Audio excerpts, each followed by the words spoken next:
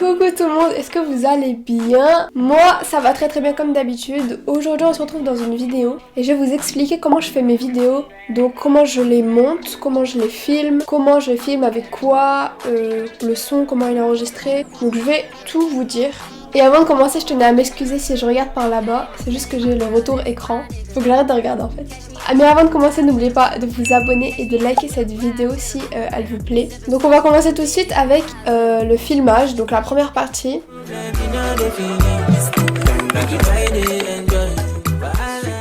Donc pour filmer une vidéo, il vous faudra une caméra forcément et un micro. Donc vous pouvez très bien utiliser votre téléphone. Moi personnellement j'ai l'iPhone 11 Pro Max.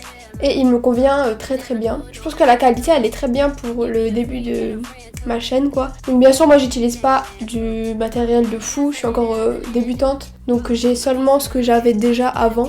Et j'ai rien acheté pour YouTube et peut-être que si ça marche je commencerai à acheter des choses exprès pour les vidéos. Mais bon ça on sait pas encore. Donc moi je filme avec du coup mon iPhone 11 Pro Max qui est juste là. En fait je suis en train de filmer avec. Donc je peux pas vous le montrer mais je vous mettrai une photo si vous voulez. Donc si vous souhaitez acheter un téléphone au lieu d'une caméra pour filmer vos vidéos, je vous conseille de prendre un iPhone. Déjà la qualité elle est beaucoup mieux qu'un Android, ça je pense qu'il n'y a pas de débat. Et je vous conseille de prendre un iPhone Pro Max. Donc c'est-à-dire avec les 3 caméras derrière comme moi. Et c'est beaucoup mieux, enfin la qualité elle est beaucoup mieux que un iPhone normal. Par exemple moi j'ai l'iPhone 11 Pro Max. Et si quelqu'un vient me voir et qu'il a l'iPhone 13 par exemple, tout simplement, et bah moi ma qualité elle va être meilleure que lui. Même si moi mon téléphone il est plus ancien.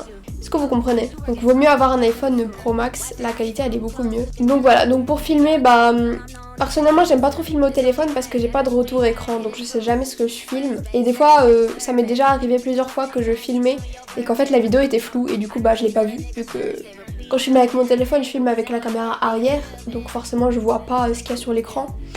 Donc ça m'est arrivé plein de fois que la vidéo était floue. Donc voilà. Et d'ailleurs en parlant de caméra, j'ai une caméra. Donc c'est une Sony comme ça. Je pense que vous l'avez déjà vue. Elle est comme ça. Vous l'avez sûrement déjà vue. Souvent c'est les gros créateurs qui ont une caméra comme ça. Et je l'ai mais j'arrive pas à m'en servir. J'arrive pas à le brancher sur mon ordi pour filmer. Donc vous allez me dire que je peux tout simplement filmer comme ça sans le brancher sur mon ordinateur. Mais je sais pas faire les réglages. Donc je préfère le brancher sur mon ordi et voir le retour écran mais en grand. Et ensuite pouvoir faire les réglages nécessaires quoi. Regardez tous les boutons qu'il y a. Moi je comprends rien du tout à tout ça. Hein. Donc bon, il faudrait que je me penche là-dessus et voilà. Donc si vous avez une caméra chez vous, bah n'hésitez pas à vous en servir, c'est beaucoup mieux que le téléphone, la qualité elle est 100 000 fois mieux quoi. Donc voilà pour le filmage. Ensuite on va passer au son. Bah je vais vous montrer mon micro. Attendez, je vais juste bouger la caméra parce que j'ai pas envie de bouger mon micro. C'est ça mon micro. C'est le Blue Yeti, je sais plus quoi. Donc je vous avais déjà fait une vidéo de comment s'en servir, la vidéo je vous la mets là. Si vous voulez aller voir. Ce micro il est vraiment trop bien, il est nickel, le son il est bien. Il y a plein de modes, je peux que vous le conseiller en fait. Mais le seul de bémol c'est que bah il est lourd, il est gros, donc je peux pas le prendre avec moi pour un vlog ou quoi. Et surtout il y a un fil, il est pas en Bluetooth. Donc ce micro là du coup je l'utilise seulement quand je fais des vidéos comme ça où je vous parle sans bouger, sans rien faire. Mais du coup pour les vlogs, j'ai pas de micro, c'est le micro de mon téléphone que j'utilise, enfin qui est utilisé du coup par défaut. Donc voilà, ensuite quand je filme sur mon téléphone, je m'envoie les vidéos par AirDrop sur mon Mac. Et comme ça, je peux les mettre sur iMovie ou sur CapCut et je peux tout simplement faire le montage. Et du coup, on va y passer au montage.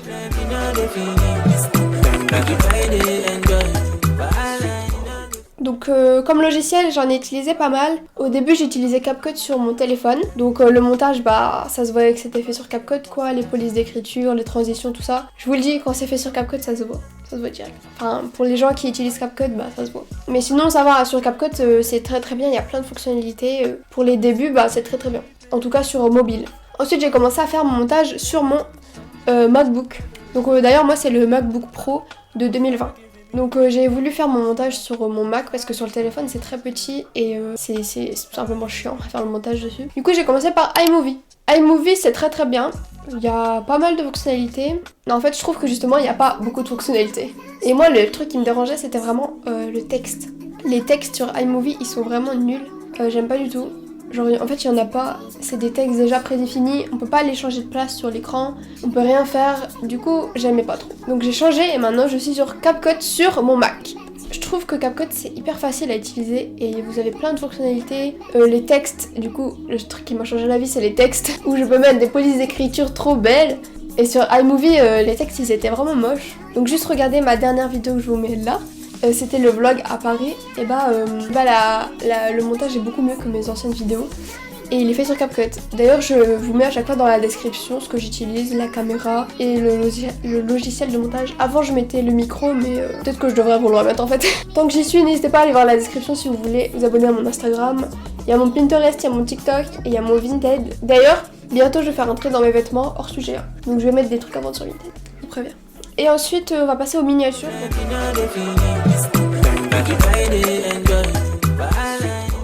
Alors là j'ai utilisé beaucoup de logiciels pour les faire. Au début j'ai utilisé sur mon téléphone j'utilisais CapCut je crois. Je crois que j'ai utilisé CapCut pour les faire. Donc bon pas mal hein, ça va, elles étaient pas dégueulasses mais elles étaient très très simples. Maintenant j'essaye de m'améliorer, de faire des plus jolies miniatures parce que c'est quand même ce qui attire le spectateur en fin de compte. Quand je faisais mon montage sur mon téléphone, je faisais les miniatures sur CapCut également.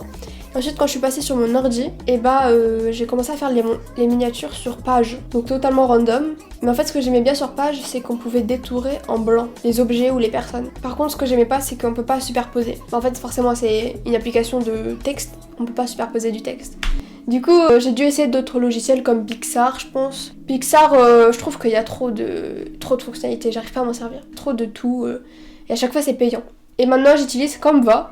J'utilise Canva et Page. J'utilise encore Page pour pouvoir me détourer en blanc et faire des ombres, tout ça. Ah oui, le truc que j'aime bien sur Page, c'est qu'on peut enlever le fond. Donc, par exemple, je vais prendre une image sur internet, une image, je sais pas, d'un cookie. Et le fond il va être blanc. Donc ça va faire un carré comme ça. Et au milieu vous aurez le cookie. Et le reste ça sera blanc. Et sur Canva, pour enlever le fond, il faut Canva Pro ou je sais pas quoi. Bref, il faut l'abonnement. Et sur Page, c'est gratuit. Du coup souvent je commence ma miniature sur Page, je me détourne en blanc, je mets les petites photos, tout ça. Et ensuite je fais une capture d'écran et je vais la mettre sur Canva. Et ensuite sur Canva je vais rajouter le texte, je vais rajouter des écritures, des petits dessins, des petits trucs tu vois. Voilà, donc en fait mes miniatures je fais sur Page et sur Canva. Et Canva c'est très très bien, vous avez également des miniatures prédéfinies. Moi je les utilise, par exemple pour mon vlog à Paris, la miniature je l'ai fait sur Canva. Et elle est très bien la miniature hein. Et elle était déjà prédéfinie. Bon bien sûr c'est pas prédéfini, vous avez juste à mettre 2-3 photos et c'est bon. Moi je retouche les photos, le texte je le change de place, je mets des autres textes, je mets des images, enfin je fais quand même à mon goût quoi. Je vais pas faire une miniature qui a été faite par quelqu'un d'autre, ça me représente pas. Donc voilà pour les miniatures. Ensuite je viens les importer sur YouTube, enfin quand je poste ma vidéo, donc je la poste avec YouTube Studio forcément. Donc voilà, là je vous ai donné vraiment ce que moi j'utilise, mais bien sûr je suis pas une pro, il y a des choses que je fais mal et des choses que je fais bien. Donc voilà pour cette vidéo, je pense qu'on a fait le tour. N'hésitez pas à vous abonner à mon Instagram, à mon TikTok et à mon Pinterest. N'hésitez pas à me poser des questions dans les commentaires ou sur mon Instagram pour faire une vidéo FAQ. Est-ce que vous pensez que ça serait marrant de faire une vidéo FAQ? Moi je pense que ça serait très marrant. Parce qu'en fait on se connaît pas, donc je me dis pourquoi pas. Donc n'hésitez pas à me poser des questions. J'espère que cette vidéo vous aura aidé et si vous avez d'autres questions auxquelles j'ai pas pensé, n'hésitez pas à me le dire dans les commentaires ou à m'envoyer un message sur Instagram, je réponds à tout le monde. Voilà, j'espère que ça vous aura aidé. N'oubliez pas de vous abonner, de liker, de commenter. Et moi je vous dis à dimanche prochain pour une nouvelle vidéo. Bisous!